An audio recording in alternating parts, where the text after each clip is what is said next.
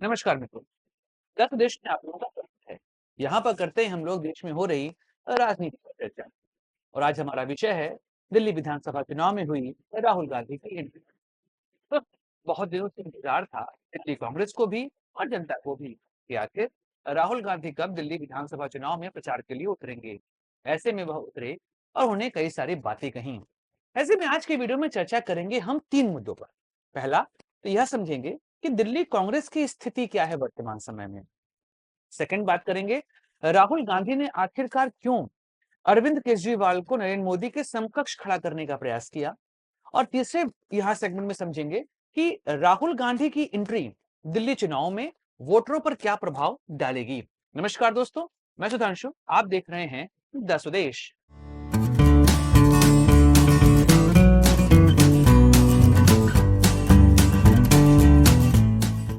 दोस्तों, जब से दिल्ली विधानसभा चुनाव की घोषणा हुई है, उसके बाद से एक बात स्पष्ट है कि कांग्रेस पिछले दो बार की तुलना में इस बार ज्यादा एक्टिवली पार्टिसिपेट करे दिल्ली विधानसभा चुनाव में। खासकर जिस तरीके से उन्होंने यहाँ पे अपने कैंडिडेट प्लेस किए हैं, उससे स्पष्ट है कि इस बार वह आम आदमी पार्टी और भाजपा दोनों को वॉक ओवर देने के तो पक्ष में नहीं दिखाई दे रही है। लेकिन पिछले दो चुनाव में जो दिल्ली कांग्रेस की स्थिति हुई, वह यह दर्शा रहा है कि इस बार ऐसा नहीं है कि कोई ड्रास्टिक परिवर्तन आपको देखने को यहाँ मिल जाएगा। लेकिन फिर भी आप एक सेल्फ रिस्पेक्ट के लिए चुनाव लड़ते हैं, वह यहाँ पे स्थिति हमको बनते दिखाई दे रही है। अगर हम पिछले दो चुनाव को देखें, क्योंकि दिल्ली एक दौर पर कांग्रेस का गढ़ हुआ करती थी।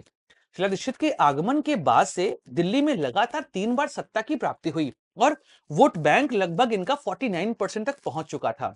ऐसे में कांग्रेस के लिए दिल्ली हाथ से गंवाना एक ऐसा आज उनके हाथ से चला गया जो कि सीधे तौर पर उनके कंट्रोल में होना चाहिए था। खासकर जब कांग्रेस ने 1998, 2003, 2008 के दौर पर दिल्ली में काफी काम किया था। लेकिन अरविंद केजरीवाल की जो लहर चली 2013, 2015, 2020, इसमें कांग्रेस कहीं बहती निकल गई। अगर हम 2008 की बात करें तो उस चुनाव में शरीफ को यहाँ पे जीत प्राप्त हुई, उससे यह स्पष्ट था कि आने वाले समय में भी वही मुख्यमंत्री रहेंगी। लेकिन 2013 में कांग्रेस से गलती हुई, उन्होंने आम आदमी पार्टी को सहयोग दे दिया और वहां से दिल्ली में कांग्रेस का वोट बैंक शिफ्ट होने लगा टुवर्ड्स द आम आदमी पार्टी। फिर रही सही कसर 2015, 2020 में कमजोर नेतृत्व ने सब कुछ यहां पर दिखा दिया और कांग्रेस बिल्कुल भी दिल्ली में चुनाव नहीं लड़ रही थी। आप यह देखेंगे कि 2008 के चुनाव में कांग्रेस के पास वोट बैंक था नियर अबाउट 48%। इवन 2013 में भी कांग्रेस ने 20% से अधिक वोट प्राप्त किया था और लोकसभा चुनाव में भी इनके पास अच्छा खासा वोट बैंक हुआ करता था। लेकिन 2020 आते आते 49% वोट बैंक वाली पार्टी दिल्ली में मात्र 4% पे आके रह गई। यहां तक कि 2020 का चुनाव आप ध्यान से देखेंगे तो एक बात स्पष्ट होगी कि 70 सीट पर 66 पर कांग्रेस ने अपने कैंडिडेट खड़ा किए थे और 66 सीट में से 63 पर इनके कैंडिडेट की जमानत जब्त हो गई। तो स्पष्ट है कि दिल्ली में आम आदमी पार्टी जब से आई है, उसके बाद से कांग्रेस की स्थिति यहां पे लगातार खराब होते हमको दिखाई दी है। ऐसे में हमारा दूसरा सेगमेंट यहीं पर आता है कि राहुल गांधी का आगमन अब क्या दिल्ली में कांग्रेस की स्थिति को मजबूत करेगा। तो इसको समझते हैं। जब से दिल्ली चुनाव की घोषणा हुई, उसके बाद से एक बात स्पष्ट थी कि दिल्ली कांग्रेस लगातार प्रयास कर रही थी कि उनके बड़े नेता राहुल गांधी, प्रियंका गांधी, मल्लिकार्जुन खड़गे या दिल्ली विधानसभा चुनाव में एक्टिवली पार्टिसिपेट करें। चुनाव की घोषणा हुए हफ्ते बीत चुके थे, लेकिन इनके बड़े नेताओं की तरफ से किसी भी तरह का कोई संकेत, कोई मैसेज कुछ नहीं आया। यहां तक कि अंदर खाने यह प्रयास हो रहा था कि आम आदमी पार्टी के साथ गठबंधन कर लिया जाए। लेकिन अब राहुल गांधी चुनाव में उतरे हैं, लेकिन यहां पर उनके साथ वही समस्या है, मुद्दे वही उठा रहे हैं जो लोकसभा चुनाव में वह उठा रहे थे। लेकिन फिर भी राहुल गांधी का यहां पर आना दिल्ली कांग्रेस के जो लोग हैं, जो नेता हैं, उनके लिए काफी मॉरल को बढ़ाने वाला हो जाएगा। हाँ, मुद्दा उनका वही है, जातिगत जनगणना, अडानी का मुद्दा, यह यहाँ पे प्रमुखता से उठाया गया। लेकिन एक बात जो यहाँ दिखाई दी वह थी राहुल गांधी ने नरेंद्र मोदी के समकक्ष अरविंद केजरीवाल को खड़ा कर दिया। अब क्या यह केवल दिल्ली चुनाव के लिए है या राहुल गांधी की राजनीति इससे दूर की चीजों को देख रही है। अगर आप देखेंगे तो इंडिया गठबंधन में पिछले कुछ समय से सब कुछ ठीक नहीं चल रहा है। खासकर महाराष्ट्र चुनाव के बाद जैसी स्थिति इंडिया गठबंधन में बनी, वह साफ दर्शा रहा है कि राहुल की स्थिति वहां पर कमजोर हो रही है।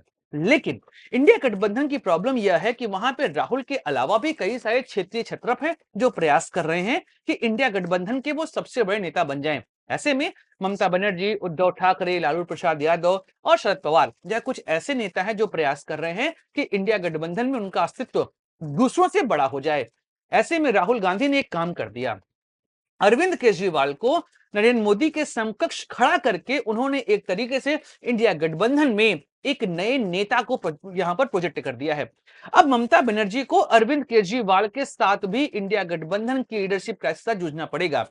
यहां पर ध्यान देने बात यह है कि टीएमसी ने, समाजवादी पार्टी ने खुले तौर पर अपना समर्थन आम आदमी पार्टी को दे दिया है। ऐसे में राहुल गांधी ने अरविंद केजरीवाल को नरेंद्र मोदी के समकक्ष खड़ा करके उनको बड़ा नेता मान लिया है और इंडिया गठबंधन में जो ये लीडरशिप क्राइसिस चल रही है इसके बीच में एक नए नेता का आगमन ममता बनर्जी, अखिलेश यादव, तेजस्वी यादव इनके लिए एक समस्या पैदा करेगा। लेकिन यहां पर एक बात यह है कि अभी भी कांग्रेस जो है वो इंडिया गठबंधन का पार्ट है और सभी पार्टियां उसी गुट का पार्ट है। लेकिन हाल के समय में जो माहौल बना हुआ है उससे एक बात स्पष्ट है कि आने वाले समय में इंडिया गठबंधन की राजनीति किसी और दिशा में हमको जाते दिखाई जरूर देगी। लेकिन यह हर कोई जानता है कि इंडिया गठबंधन का अस्तित्व तभी तक है जब तक कांग्रेस का अस्तित्व वहां पर है और राहुल गांधी एक नेता के तौर पर वहां पर जुड़े हुए हैं, क्योंकि एक देश में बीजेपी के बाद अगर कोई बड़ी पार्टी है जिसका हर राज्य, हर जिले, हर तबके तक अपनी पहुंच है, वह केवल कांग्रेस ही है। और अगर भाजपा के नैरेटिव के साथ मुकाबला करना है तो कांग्रेस का इंडिया गठबंधन में रहना जरूरी है, अन्यथा कांग्रेस अगर वहां से हटी तो इंडिया गठबंधन के पास कुछ भी नहीं बचेगा। बाकी सभी नेता वही होगा, ढेर जोगी मटके उखाड़, एक दौर पे आएगा, इंडिया गठबंधन छिन्न भिन्न हो जाएगा। लेकिन राहुल गांधी की राजनीति यहां पे दर्शा रही है कि वह इंडिया गठबंधन में हर किसी को एक दूसरे के समकक्ष खड़ा कर रहे हैं, जिससे राजनीति ऐसी हो कि राहुल गांधी के लिए इंडिया गठबंधन में कांग्रेस को आगे रखना आसान हो जाए। अब दोस्तों यहां पर बात करते हैं कि आखिर दिल्ली कांग्रेस में राहुल गांधी का आगमन उनके लिए कैसे मॉरल बूस्ट करेगा और वोटरों पर क्या प्रभाव पड़ेगा। अगर आप दिल्ली को देखें तो 1993 में पहली बार जब बना ये जो हमसे कहते हैं एनसीटी, नेशनल कैपिटल टेरिटरी, तो पहली बार चुनाव 1993 में हुए और इस चुनाव में भाजपा को विजय प्राप्त हुई। भाजपा ने यहां पर नियर अबाउट 44% वोट प्राप्त किए थे। लेकिन उसके बाद से 1998 से कांग्रेस का यहां पर रिवाइवल शुरू हुआ और कांग्रेस ने सत्ता पे अपने आप को स्थापित किया। उस दौर में जो कांग्रेस का मुख्य वोट यहां पर था वह आप ध्यान देंगे, पहला दलित आबादी यहां पर वोट करती थी, झुग्गी झोपड़ी वाले वोट करते थे, मुस्लिम आबादी।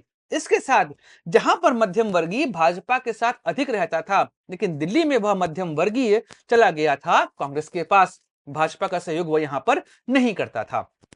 लेकिन आम आदमी पार्टी के आगमन के बाद दलित वोट, मुस्लिम वोट और झुग्गी वोट पूरे तरीके से चले गए किसके पास? आम आदमी पार्टी के पास। और यहीं पर मध्यम वर्गीय वोट जो हैं वह शिफ्ट हो गए टुवर्ड्स द भाजपा एंड आम आदमी पार्टी। मतलब मध्यम वर्गीय वोट बट गए थे किसके तरफ? भाजपा और आम आदमी पार्टी के साइड पर।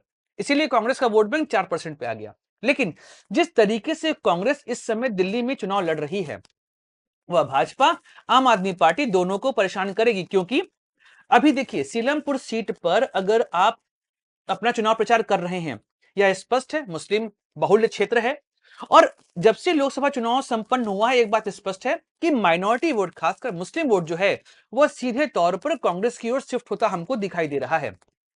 अभी जो मुस्लिम तबका है वह कांग्रेस में अपनी उम्मीद देख रहा है और आम आदमी पार्टी ने दिल्ली दंगे और शाहीन बाग के मुद्दे पर मुस्लिम समुदाय का वैसा समर्थन नहीं किया जैसा वह उम्मीद कर रहे थे। यहां तक कि अभी जब दिल्ली में मौलानाओं ने अरविंद केजरीवाल के खिलाफ प्रोटेस्ट किया, कहा कि हमको सैलरी नहीं मिल रही है, उस मुद्दे पर भी केजरीवाल शांत रहे और यह कह दिया कि आने वाले चुनाव के बाद हम पुजारियों और ग्रंथियों को वेतन देंगे। तो सीधी बात है अरविंद केजरीवाल सॉफ्ट हिंदुत्व का मुद्दा यहां पर उठा रहे हैं। ऐसे में कांग्रेस के पास मुस्लिम वोट बैंक को आकर्षित करने की अच्छी खासी उम्मीद है और अगर मुस्लिम वोट बैंक कांग्रेस की ओर शिफ्ट किया तो आम आदमी पार्टी को यहां पर घाटा होगा। अब बात करते हैं भाजपा को कैसे यहां पर दिक्कत होगी। तो मध्यम वर्गीय वोट इस समय भाजपा को वोट दे रहा है, लेकिन पिछले कुछ दिनों में महंगाई का मुद्दा चरम सीमा पर उठा है। यहां तक कि आप कोविड के बाद एक बार नोटिस किए होंगे कि जो शेयर मार्केट है उसमें मध्यम वर्गीय बहुत पैसा लगा रहा है और अभी पिछले 3 महीने में शेयर मार्केट की स्थिति बहुत डामाडोल हुई है। दिल्ली जैसे राज्य में अगर आप नोटिस करेंगे, तो वहां पर मध्यम वर्गीय परिवार शेयर मार्केट में बहुत ज्यादा इन्वेस्ट करता है। ऐसे में उनके पैसे डूब रहे हैं। तो अगर कांग्रेस यहां चुनाव लड़ती है, तो उसका प्रभाव यह मिलेगा कि मध्यम वर्गीय जो है वह बीजेपी से छिटक कर पहुंच जाएगा कांग्रेस के पास। ऐसे में भाजपा, आम आदमी पार्टी दोनों को नुकसान होता हमको यहां पर दिखाई देगा, अगर कांग्रेस इस चुनाव को मन से लड़ती है। लेकिन दिक्कत कांग्रेस के साथ यही है, रहते रहते वह शांत हो जाती है और परिवर्तन लाने में बहुत समय लेती है। बाकी दोस्तों समय बताएगा कि राहुल गांधी की एंट्री दिल्ली कांग्रेस को कैसी भाती है, फायदा या नुकसान, छोड़ते हैं समय के ऊपर। दोस्तों वीडियो समाप्त करते हैं, मिलेंगे अगली वीडियो में, चर्चा करेंगे किसी और मुद्दे पर। Like share subscribe the channel. अपने दोस्तों को दीजिए इजाजत, मिलेंगे अगली वीडियो में। जय हिंद, वंदे मातरम, भारत माता की जय।